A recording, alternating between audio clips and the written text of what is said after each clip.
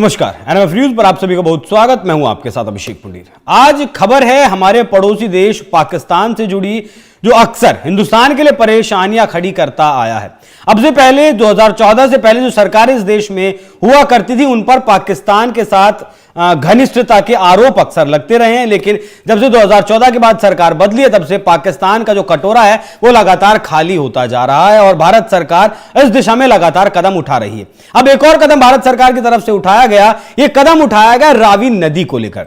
रावी नदी पर हिंदुस्तान ने बैराज बना दिया है, बांध बना दिया है। अब तक जो हिंदुस्तान के हिस्से का पानी पाकिस्तान जाया करता था, रावी नदी का पानी, अब उस पानी पर पूरी तरीके से रोक लगा दी गई है। रोक जब लगा दी गई है तो सारा पानी हिंदुस्तान आएगा। भारत को क्या फायदा होगा और पाकिस्तान के ऊपर इससे कितना फर्क पड़ने वाला है, इसी विषय पर आज चर्चा करेंगे। चर्चा मेरे साथ मौजूद है हमारे वरिष्ठ सहयोगी पंकज प्रसून। सर, बहुत बहुत स्वागत। ये पानी जो रोका गया रावी का, ये कब रोका गया सर? नहीं, पूरी बात समझिए, एक दिन की बात नहीं। जब भारत पाकिस्तान के बीच सिंधु जल समझौता हुआ था, नाम है उसका सिंधु जल संधि। हाँ, ये 1960 के दशक में हुआ था। तो विश्व बैंक सामने बैठा और भारत से पाकिस्तान की ओर 6 नदियां जाती थी हिमालय से। उसमें 3 नदी जो थी वो वेस्टर्न ट्रिब्यूटरीज कही जाती थी, जिसका नाम था सिंधु, झेलम और चिनाब। ठीक है। तो जो वेस्टर्न ट्रिब्यूटरीज थी, ये वो समझौते में तय हुआ कि उसका पानी पाकिस्तान लेगा। और जो ईस्टर्न ट्रिब्यूटरीज थी, जैसे सतलुज, रावी और ब्यास, इन तीनों का पानी भारत को इस्तेमाल करने की इजाजत दे दी गई। ठीक है। यही है सिंधु नदी समझौता, सिंधु जल समझौता इसे बोलते। लेकिन हुआ क्या कि यहां से निकल पानी जो सिंधु नदी का जाता था या झेलम का जाता था, चिनाब का जाता था, उसका तो पाकिस्तान इस्तेमाल कर ही रहा था क्योंकि उसका हक था। लेकिन जो भारत का हक था, रावी, ब्यास और ये सतलुज का पानी, ये भी पाकिस्तान जा रहा है। और ये जिस बात आज जो हम डिस्कशन करने बैठे हैं, रावी नदी का पानी, इसको लाहौर की नदी कहा जाता है क्योंकि लाहौर के बगल से यही गुजरती है। और हर साल 41 बिलियन, देखिए 41 बिलियन लीटर पानी वहां जाता था इस नदी से। ठीक है। अब होता क्या था कि पंजाब का प्रांत संपन्न है, पाकिस्तान वाला, वहां खेती वगैरह बहुत अच्छी होती है, और हमारा जो इलाका है जिसका फायदा होना चाहिए था, जो भारत का पंजाब था या जो जम्मू का जो सांबा और कठुआ वाला इलाका था, वहां इरिगेशन कोई फायदा ही नहीं हो रहा था। सबसे पहले 1995 में नरसिम्हा राव की सरकार है इस देश में। उनके पास एक रिपोर्ट पेश की गई, बाकायदा एक्सपर्ट कमेटी की रिपोर्ट थी कि ये तो हमारा पानी है, हम क्यों नहीं कुछ कर रहे हैं, और हमारे किसान यहां सूखे में मर रहे हैं, और हमारा पानी से पाकिस्तान के किसान खा खा के मोटे हो रहे हैं। तो करना क्या है? तो उसी वक्त ये शाहपुर कांडी बैराज की परियोजना ये शुरू की गई थी।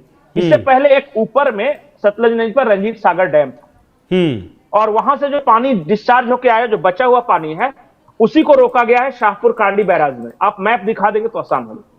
तो वो अब हुआ क्या कि ये जो पानी बनेगी, इससे बिजली का भी प्रोडक्शन होगा। ये बिजली हिमाचल प्रदेश, जम्मू कश्मीर और पंजाब के कुछ जिलों में जाएगी, और पानी जो है वो जम्मू के सांबा और कठुआ जिले के किसानों को मिलेगा और पंजाब के किसानों को मिलेगा। योजना ये भी है कि ये जो पानी है उस नहर से चैनलाइज करके राजस्थान के रेगिस्तान तक पहुंचाया जाए, जहां ग्राउंडनेट प्रोडक्शन खेती को बढ़ावा दिया जाए। तो 1995 में यह योजना बनी, उस वक्त शुरू हुआ, लेकिन फिर सरकार चली गई नरसिम्हा राव की। उसके बाद कई सारे हर्डल्स आए, कोर्ट केसेस हुए, पाकिस्तान ने ऑब्जेक्शन किया, पाकिस्तान ने इसे वाटर टेररिज्म का नाम दिया, और फिर इंटरनेशनल फोरम पे चला गया।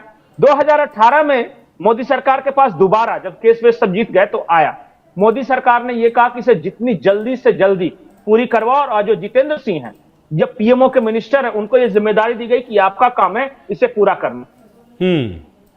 और पूरा अब हो गया है। फरवरी 2025 में यह पूरी तरह बनकर तैयार है, पानी बिल्कुल रोका जा चुका है, और अब वो पानी चैनलाइज किया जा रहा है। अब हमारे किसानों को फायदा होगा, हमारे यहां बिजली होगी। यह सिर्फ रावी की बात है। ठीक है। अभी सतलज का और ब्यास का पानी रोका जाना बाकी है। सतलुज का और ब्यास पर क्या काम चल रहा है? वहां भी चल रहा है, हाइड्रो पावर प्रोजेक्ट्स वहां भी चल रहे हैं, सतलज नदी पे भी, और यहां पे मुझे एग्जैक्ट नाम नहीं याद आ रहा है उसका, लेकिन वो दोनों पे ये कह रहे कि हमारे हिस्से का पानी हम इस्तेमाल करेंगे। अब पाकिस्तान तिलमिलाया हुआ है, वो जाके अलग अलग पर्यावरण मंचों पर ये कह रहा है कि जो नेचुरल फ्लो है रिवर का उसे रोक रहा है भारत। कोई ये कह रहा है कि इससे पर्यावरण असर पैदा होगा, जबकि है अपना खुद का स्रोत। वहां ग्राउंडनट कर रहे हैं, शुगर कैन प्रोडक्शन बहुत अच्छा होता है पंजाब वाले इलाके में। और ज्यादा पानी हमारे यहां तो 135 किलोमीटर ये तय करती थी, बाकी के 251 किलोमीटर तो पाकिस्तान में ये तय करती थी।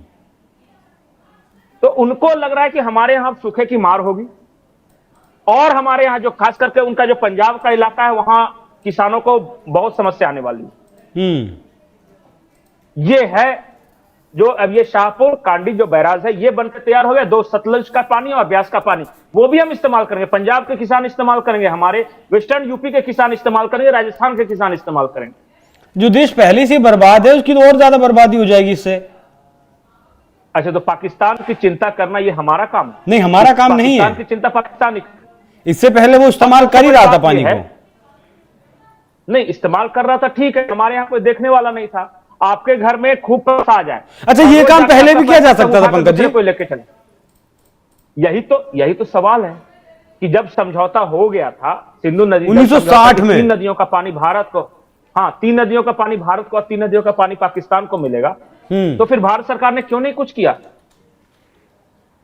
एक अकेला भाखड़ा नंगल बना के 60 साल तक तालियां बजाते रहे कि भाखड़ा नंगल बनाया, भाखड़ा नंगल बनाया। अरे बनाने के बाद और भी बनाना था। देखिए, मैं ये नहीं कहता कि किसी सरकार ने काम नहीं किया है, लेकिन किसी सरकार ने धीमा किया है, किसी सरकार ने तेज गति से किया।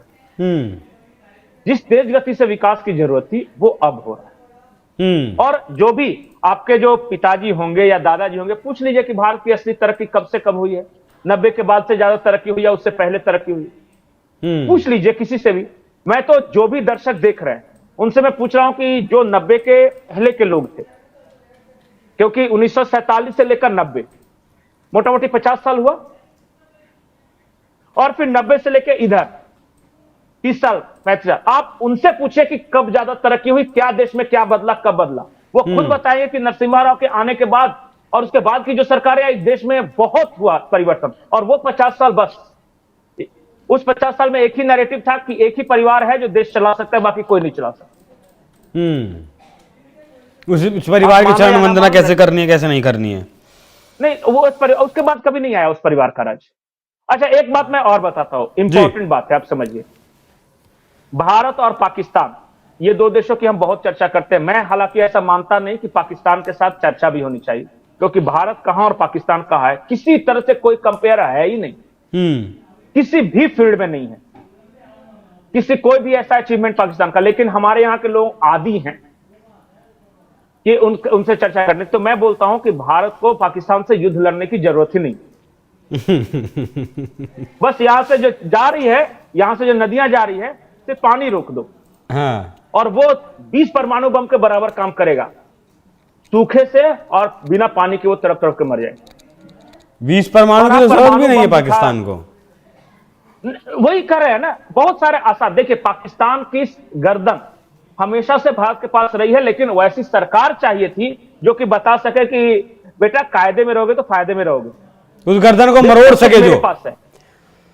हाँ, अब बिना युद्ध लड़े, बिना कोई बयान दिए, सब कुछ बिना कुछ किए पाकिस्तान अपने आप बर्बाद हुआ कि नहीं? कुछ किया है बताइए? पिछले 10-12 साल में भारत ने क्या किया पाकिस्तान को? ना कोई बयान दिया, ना कुछ नहीं किया। खाली जब यहां पे आतंकवादी आते हैं तो मारते हैं तो जाके बगल में थपड़ा देता है। तुम उरी करोगे तो हम सर्जिकल स्ट्राइक करेंगे, तुम पुलवामा करोगे तो हम बालाकोट करेंगे, बस इतना ही, बाकी कुछ नहीं किया। लेकिन उसके बाद देखिए कैसे बाप बाप कर रहा है वो। तो उसके साथ उस देश के को मुंह लगाने की भी जरूरत नहीं है। बिल्कुल, वो ऐसा भी नहीं है कि जिसके बयान पे जवाब भी दिया जा सके। ठीक है, तो इच्छा शक्ति जरूरी है। हम बात कर रहे हैं कि भारत जो है, ट्रंप जैसे भारत, रशिया, चाइना और अमेरिका मिलकर ये चारों वर्ल्ड पावर बनेंगे, और आप बात कर रहे हैं कि पाकिस्तान से बात कर रहे तुलना, जो कहीं इस पूरे अभी भी फिलहाल भी भारत में बहुत सारे नेता हैं जो पाकिस्तान से बात करने की वकालत करते हैं। नहीं करने के लिए तो आदमी सूडान की बात भी कर ले, युगांडा की बात कर ले। ओमान में क्या दिक्कत था? कल ही 3 भारतीय भाग के आ गए वहां से। बिना वीजा पासपोर्ट के एक छोटी सी नाव लेकर, तो करने में चर्चा बुराई नहीं है, लेकिन that country is not worth mentioning. नहीं है किसी भी मुकाबले, किसी भी तरह से नहीं है भाई भारत के मुकाबले में। ठीक है। भारत में आज ही मैं देख रहा था, एक पाकिस्तानी चैनल की रिपोर्ट है कि टाटा के पास जितनी संपत्ति है उतना पूरा पाकिस्तान चल जाता है, एक अकेला बिजनेसमैन। पूरे पाकिस्तान की प्रॉपर्टी बस उतनी ही है कि बस टाटा खरीद ले। मतलब टाटा पूरे पाकिस्तान को खरीद सकता है। और बहुत सारे उससे ज्यादा पैसे वाले अंबानी है, अडानी है, उन सबकी तो चर्चा नहीं। वो पाकिस्तान का मीडिया चैनल बता रहा था कि आप क्या तुलना करोगे। कोई सा भी एक बिजनेसमैन का दिमाग घूमा, वो बोला कि कल के अपनी बोली लगा दे बेटा। चलिए, ऐसे कबाड़ की क्या जरूरत है हिंदुस्तान को।